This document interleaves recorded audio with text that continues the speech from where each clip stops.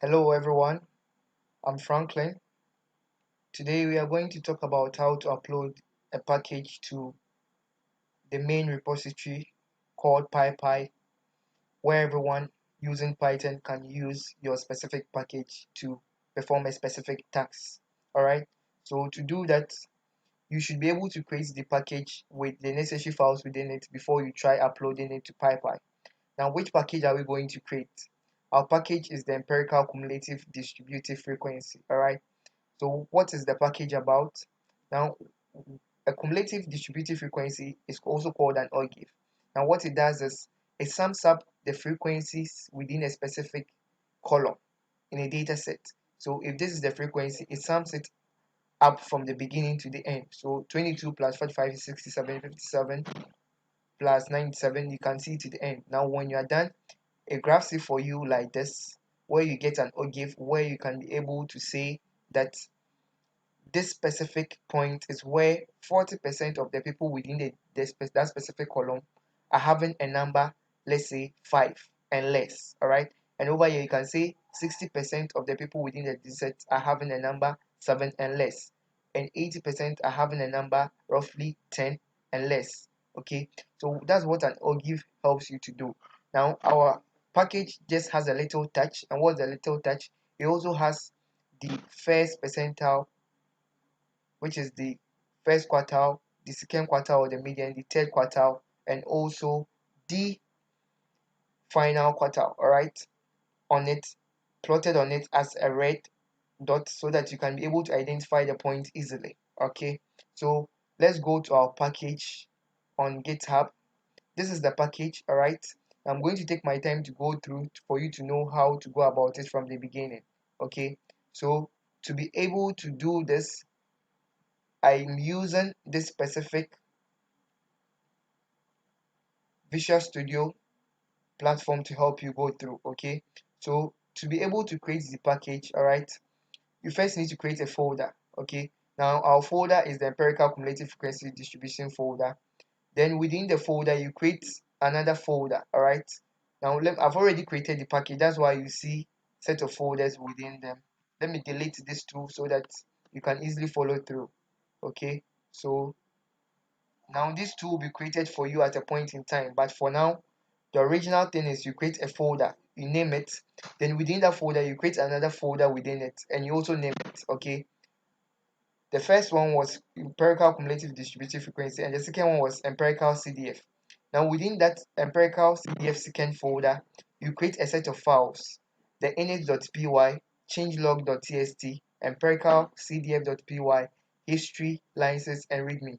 Now all these files are always the same except this one, which is empirical cdf.py.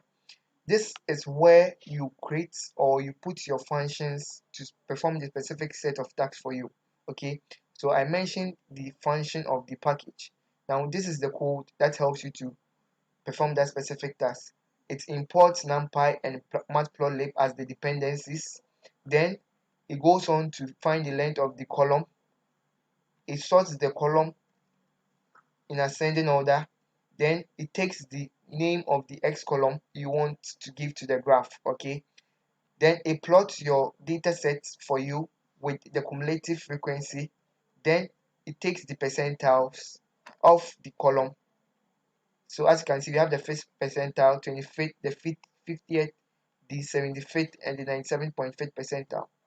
Then it goes on to plot those percentiles on the same graph for you as a marker with a red dot. Okay, so aside this empirical underscore cav.py, you have to create the other files too in addition, and I've told you that this is the specific point where you put your function that you want the package to do.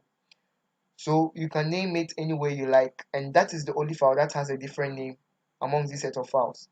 Now the other files are always the same. The changelog.txt gives the information of the various amendments you make to the package. Alright, so every time you make a different change you can put in the date and the specific release. Alright, the history.md also does the same thing, but then takes the specific version and also puts in the information what you specifically changed there so that your users can know what's happening to the package and why the new versions are coming in. Then we have this readme.md file where you put in vivid information concerning the package and its functionalities. All right, it should be a bit longer and a bit informative so that your users can know what the package is really about. Okay, then you can go on to create your license file. The license file, you would have to go to your MIT open source information page where you can get the license from MIT to input in your package so that it would be an official package for users out there. So you go to the MIT open source initiative website where you just copy their licenses, then you paste into your package. Okay, so over here you can see that the information here is exactly copied from the MIT page. All right, now once you have all these files created, the only thing you have to create in that specific folder as the last and the most important one is the init.py file. What the init.py file does is it tells the package that it should go to your folder or your package, your Python file containing the functionalities for the package, then import every function within it. So you can see from .empirical underscore cdf import that. So import every function within it so that you can have all the functionalities at your fingertips and at your disposal. All right, so once every file has been created within the folder, you go outside the folder and you create additional two files. Now the first one is the manifest.in file, which includes all the various types of packages or the various types of file types within your package or your model. Okay, so your library, we have the .md file, you have the .py file, and you have the .txt file. So that's what I've included. All right, and the last and the most important file outside that folder is the setup.py file. The setup.py file helps the package to know how to publish the package to the main repository, as I said, called PyPy. It takes the name of the package, it takes the version. All right, you can see this is the 7th version. It takes the description of the file, a simple description. It also takes the website of the author, it takes the name of the author, it takes the email of the author, it takes the MIT licenses. It can be a different license though, but this is the MIT licenses. Then it takes the name of the package. All right, again, then it goes on to take the names of the dependencies. All right, so I told you it depends on NumPy and it depends on matplotlib. All right, then you make the include package data true. All right, so once you've created all these files, let me go to the folder containing these files for you to see. So you can see we have empirical underscore cdf, we have the manifest setup outside that folder, then within the folder we have the files I mentioned. Okay, now that you have all these files ready, you need to upload it to what PyPy. So you first have to create an account on PyPy. Now I told you we have two repositories. One is the test.pypy.org and one is the main pypy.org. So this is the main pypy.org and this is the test.pypy.org. So the test takes the package as it is, but then it doesn't make everyone anywhere be able to install. You are the only person who knows how to install it. You are trying to test whether it's working perfectly before you upload to the main PyPy repository where anyone anywhere can just pip install. Okay, so it's just a little bit of tweak in the code at one specific point, but then all the other procedures are the same. Okay, so I'll show you when I get there how you can upload it to your test.pypy or upload it to your pypy directly. Okay, so you to help you do that, you need your Windows shell. All right, now within the Windows shell, that's where you are going to upload the package. Okay, so you navigate yourself to the specific repository containing the files for the package. Okay, so I'll copy this directory, then I'll come back to my Windows shell, then I'll navigate myself there. Now that I'm there, I need to install the specific set of tools that will help me upload the package to my PyPy repository. So I'll do pip install setup tools swine. Okay, so when I do pip install setup tools swine, it's going to upload all the necessary tools and download them and install them on my machine so that I can upload my package to PyPy. Now I've already done that, that's why it went through quickly, but when you do it at your end, it's going to take a bit of time. All right, so now that you've uploaded and downloaded, sorry, you've downloaded and installed them on your PC, you need to go on to what starts uploading the package to PyPy.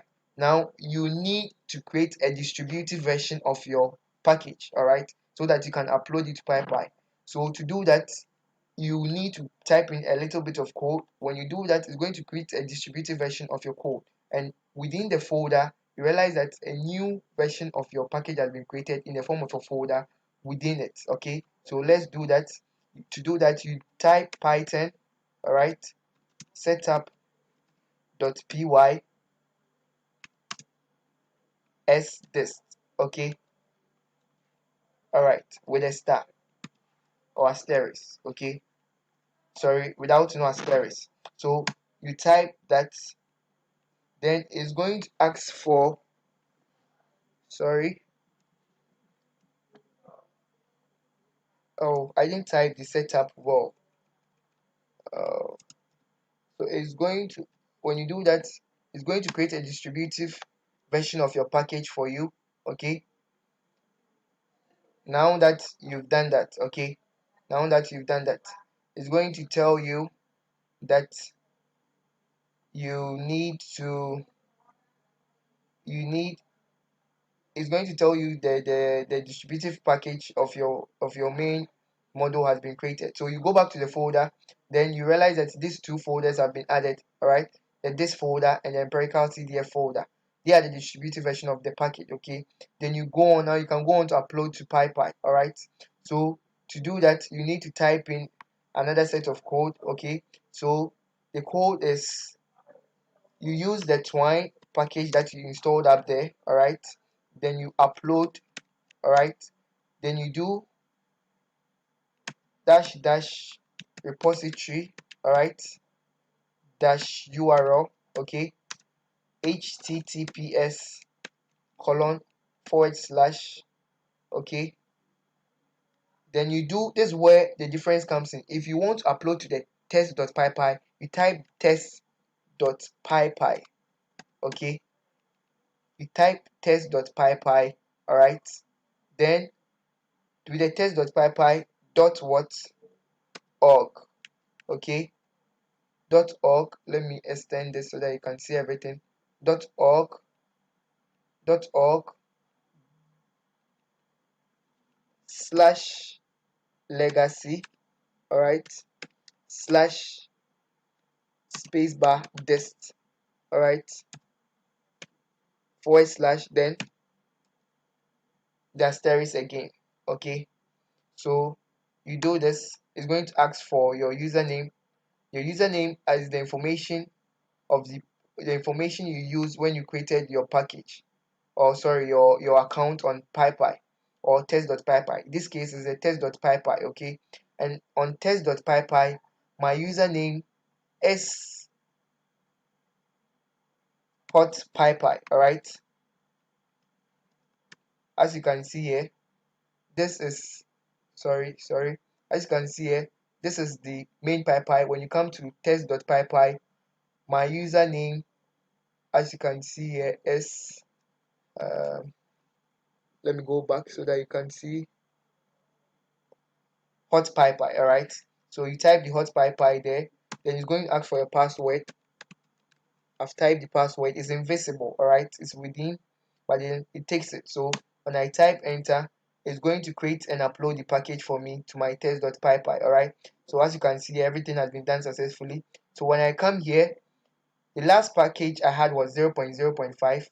If I run this again, okay, if I go to the release history and I check, you realize that this is the last package that was created, all right. So let me go and see the latest version, which is what the one we just uploaded right now, and it will change to 0.0.7, okay. So that's the latest package that we just created, and when you see the release history, you realize that it was just half a minute ago, okay. So this was uploaded to the test.pypy. To upload, I've already uploaded the 0.07 to the main website. So when you do it, it's going to tell you it has already been uploaded. So when you are done uploading, that's it. Anyone anywhere can just pip install on his or her machine, and it will be pip installed, okay. So you just do pip install, the name of the package, which is empirical underscore CDF. Thank you.